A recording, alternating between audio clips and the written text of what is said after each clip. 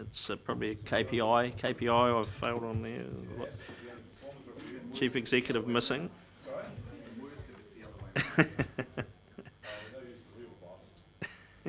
That's me. Right. Okay, we'll make a start anyway. So, good morning, welcome gentlemen. You have a report to go through. You'll have a plan of attack, no doubt. I'll hand it over to you and welcome Dr. Pearce. Thank you, Chairman. Good morning, councillors. No, not a plan of attack, Chairman. A plan of presentation.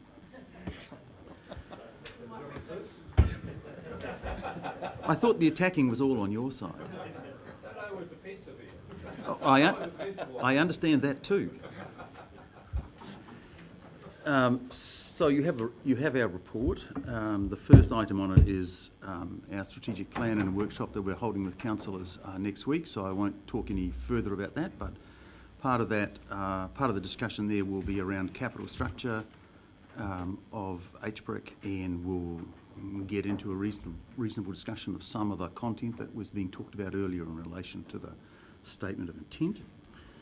The main item on the agenda obviously is the current state of play on the consents and the Board of Inquiry, and I'd just like to roll back in history a little bit here and refresh our collective memories of how we've got to where we're at now. So in April 2014, the Board brought out its draft decision, the end of its long period of hearings. And in that draft decision, it included a 0.8 DIN limit as a specific condition in the RWSS consents. We were very unhappy about that, as you might recall, because that would have frustrated the consents. And in our comments back on the draft decision, we presented a series of arguments as to why that DIN limit should not be in our consents, and we were successful in those arguments, and the final decision did not have the DIN limit in it. So we succeeded overall in the first round of the Board's decision making. Various parties appealed both Plan Change 6 and the RWSS consents, and they were heard, those appeals were heard in November, and a decision brought forward in December last year. Some of the appeals against Plan Change 6 were successful, but none of the appeals against the RWSS consents were successful. People had sought in those appeals to have the 0.8 put back in the RWSS consent. They were not. Later in December last year, some of those same parties sought to have the RWSS consents, the High Court decision recalled on the basis that their appeals around the RWSS consents and not having the 0.8 DIN put back in had not been addressed in the High Court decision. The High Court judge found on the same day that yes, those matters had been considered and the consents were granted without a 0.8 DIN limit in them. So we were successful in the appeal and we were successful in the recall action. Since February, those same appellant parties have sought to put the 0.8 DIN level back in the RWSS consents, and once again they have failed to achieve that. There is not a 0.8 DIN level in the RWSS consents because it would frustrate the use of the consents, and the current draft decision is very clear about that and refers to that in a number of paragraphs. That frustration issue is not just an issue on day one of the exercise of the consents. Conditions relating to the consents cannot frustrate the consent for the whole duration of the consent, for the whole of the 35 years. So that the conditions which are currently under discussion, condition 11C, a new condition 12A, and a new condition in 30, whatever the outcome of those processes are in terms of change conditions, they too cannot frustrate the use of the RWSS consents. So we feel that we are in a strong position in the set of consents that we have. Like all of the other parties, there are a large number of small points of clarification that we've sought in relation to each of those three conditions. But these are all points of clarification to ensure that the conditions are clear, which in some cases right now they're not, that they are certain, which in some cases they are not, and that they are enforceable. Chair, if I could just interrupt, Andy, are we taking questions as we go, or do you want I'm about to finish on this point. It's not a very long report. I think we could do it section by section and shouldn't take too long. That's the current state of play. As I say, we believe that we are in a strong position. We await the final decision. We have suggested a caucusing process in relation to sorting out among the many minor clarifications which ones people are in agreement about and which are the remaining points of detail that are about which there is not agreement to assist the board.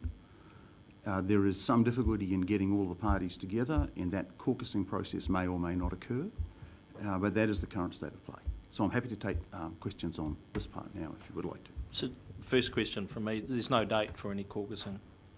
A date hasn't been set yet.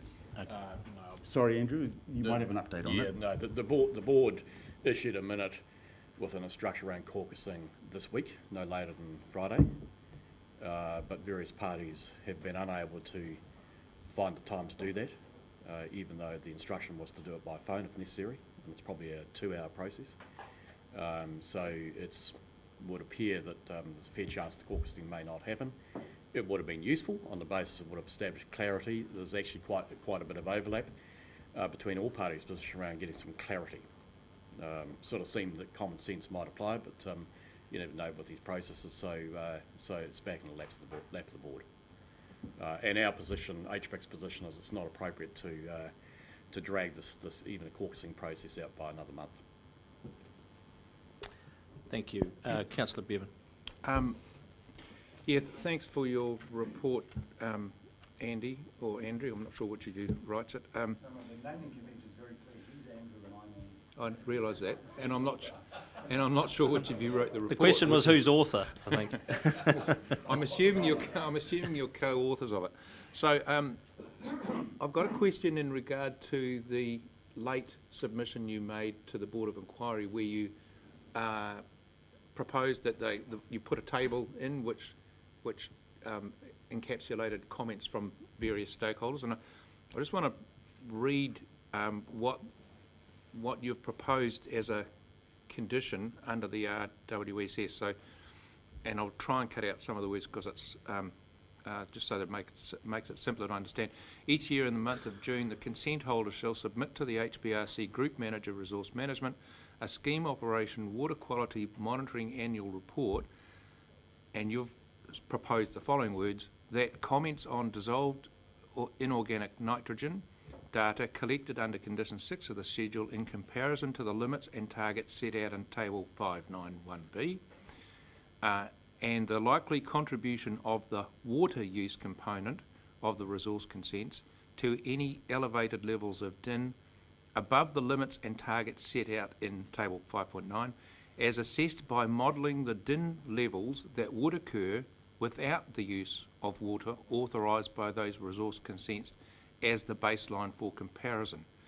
So what you're proposing here is to look at two elements to this. Firstly, you're proposing to look at the water elements as opposed to the land use and water elements. And secondly, you're proposing to compare that with a theoretical model, a model that's somehow created is if the water from RWSS wasn't available. That strikes me as highly theoretical, and I'm not sure whether it's practically going to demonstrate anything that's useful for anybody, and I wonder whether you've run it past our staff as to whether it's practically possible to implement what you're proposing here. Because what you're actually proposing to do is somehow distinguish between land use and water use, and only look at water use. That's, as I understand, what you're proposing here. So the first point is a technical one in relation to the nature of the consents. Yeah. And it's the water use consent which is what determines what happens, essentially. So we can talk offline about the difference between the land use consents and the water use consents later. It's a complicated, turgid, technical argument, but we believe that our lawyers have got that particular bit of the technical part of the law correct. It's not an attempt to get around some other consent. It simply reflects what consent is operative. The second part is part of the business of trying to be clear what a material contribution to elevated DIN levels means. And our proposition is that the RWSS should only be accountable for the difference that is made by the use of its consents. Given particularly that most of the rivers that drain the areas, the command area, are already above the level, the DIN limit level in that table 5.9.1b. So if you just said, well, anything above that level is already in breach, then with or without the RWSS, it is already in breach. So we want to be accountable for the difference between the consequence, the difference that is made as a consequence of the actions of the RWSS. We think that's logical, sensible, and essentially the only way in which to do that is to have a model that says, a model that works well in the period when there isn't any RWSS land use, that says this is what the DIN levels, or any other level for that matter, look like in these streams now, based on historic land use. And this is what the DIN or other nitrogen levels look now subsequent to. And the difference between those two things is what we should be held accountable for. Yeah, so I understand what you're trying to do here.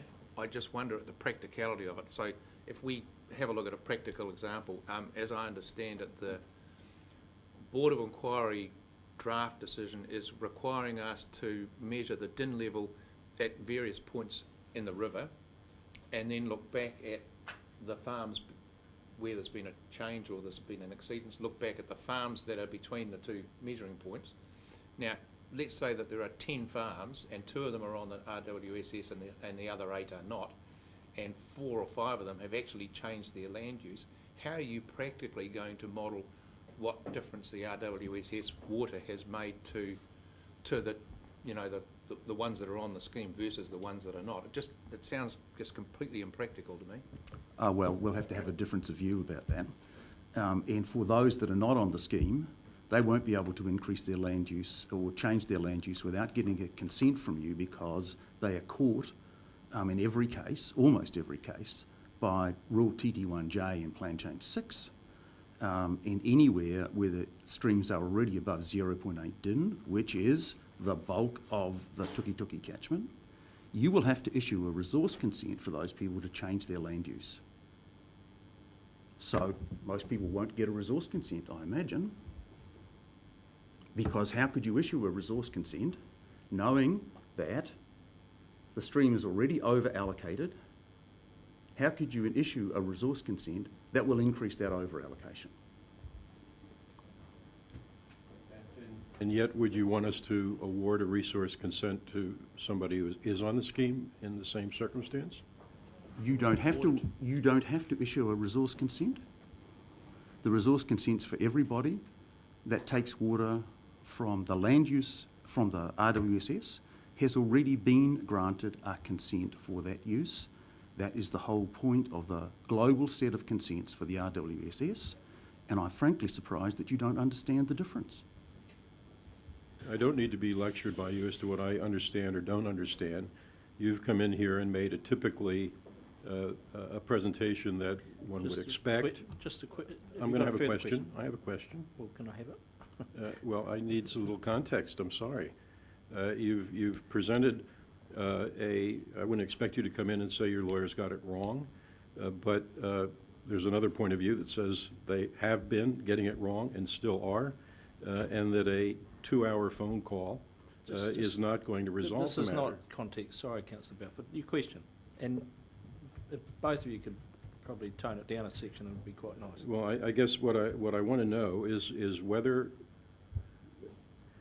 cutting through all of that, at the end of the day, is it your understanding that farmers who would be using irrigated water from this scheme need to manage their farming practices such that they are not contributing to the violation of DIN limits by the year 2030? Put as boldly as that, no. They need to be managing in a fashion which is ill-defined in the current draft decision, in which we, in multiple other parties, have sought clarification of what does managing consistent with mean. Until we have a final decision, I'm not able to answer your question. Thank you. Okay, any other questions here? Councillor Graham? I'll refer this to Andy, not Andrew. I just wonder why you're using what you refer to as the published uptake threshold figure rather than the expected threshold figure to meet cash flows, as pointed out by Andrew at a further meeting, between 45 and 47 cubic mils. I'll get Andrew to answer. So we've but it's moved not on. a particularly big difference. Well, it's 10% difference, isn't it? It's a 10% variance.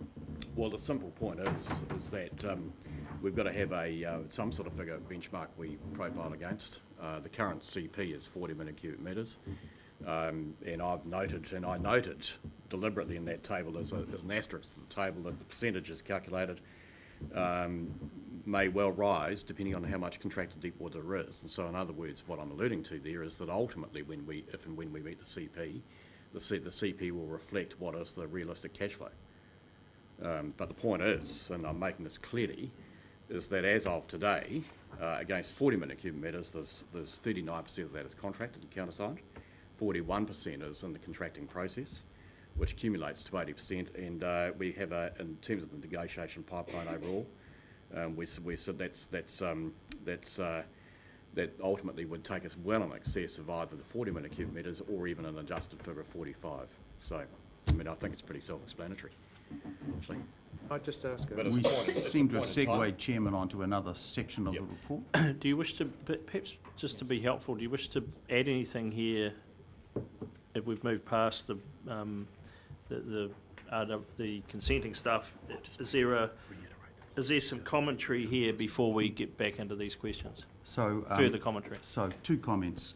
If we're going to close out the section on the consents, I want to reiterate that no matter what happens with the conditions, the new conditions, they cannot frustrate the consents which have already been granted, and the granting of those consents is beyond appeal. And secondly, I would like to rebut Councillor Belford's assertion that HBRIC's lawyers have got it wrong and continue to get it wrong. HBRIC's lawyers have not. HBRIC has been successful at every step along the way. Council's lawyers may not have been quite so successful. Council's Plan Change 6 has been successfully appealed against, but not the RWSS consents. So, following on from that, have you got anything to add before we get into questions on uptake? No.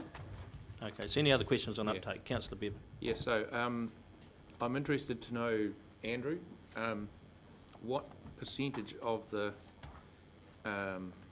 was it 31, 32 odd million, which are either signed or in contracting process, are deep water current consents being transferred to RWSS water? Yeah, so it's around about, off the top of my head, it's about 6.6 million cubic metres of the 32. So it's about 6.6 million. 6.6 million. I Yeah. thought that you reported to us last time was Yeah. And 11. Sorry? I thought you reported to last Yeah, time I it was did, 11. in relation to the 56 million cubic metres we got in the total pipeline. Oh, okay, so in either contracted or an advanced Yeah. stage of the contracting, there's only 6, which That's is correct. 20%. 6.6. 20% So, near enough. Yeah. so yeah, and I expect, I'll be quite upfront, I expect that if we were able to contract the full 56 million that's sitting in the current pipeline, and I don't expect that will be that won't be quite like that. There'll be some that drop away and others that emerge. But if we did contract that number, then our forecast would be that 11 million of that would be deep groundwater. Right, okay. So it's a forecasting issue, really. Okay, so just one other question, and this is in relation to potential contracts for people in the lower Yep. Tukituk area. I'm assuming what happens here is somebody wants to draw water from the lower Tukituk region, they would also be able to draw out of groundwater, and the water will be substituted in the dam, or will they draw directly out of the river, or what? It's probably a combination. So for those that are directly affected by it, it really gets down to a definitional issue on their consent. But using a basic analogy, if there's in the consenting framework, if either a surface water take or a groundwater take is deemed to be attached to the minimum flow parameter, then it doesn't matter where they draw it from, whether it's surface water or it's the bore. It's simply the impact of the minimum flow regime that flows into a period when it's a ban. And generally speaking, what I expect for for lower river irrigators, they're looking to build an insurance policy against that effect. Yeah, okay, Yep. so they take water out of the Yep. dam, so what happens is, the water that they contract to Yep. buy, it's released from the dam That's correct. into the river. Yep. And we can argue about the science of this all day probably. It might or might not get to the lower reaches of the Tukituk, but we're making an assumption that the water, because it's released from the dam, it's in the system.